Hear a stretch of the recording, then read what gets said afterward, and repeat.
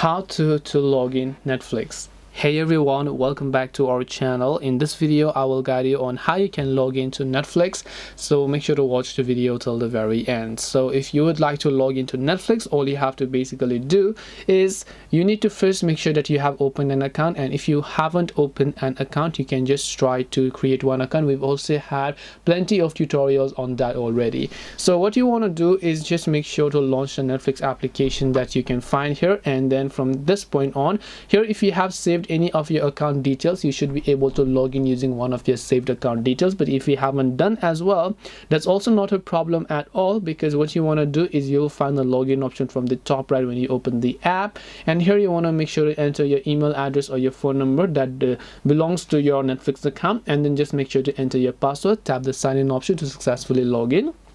If you happen to forget your password, you can tap the forgot password option to go ahead and then reset it as well. This way you should be able to log in Netflix. Hope this video was helpful. If you have got any questions, feel free to leave them down. Thank you for watching till the end, and see you soon in the next video.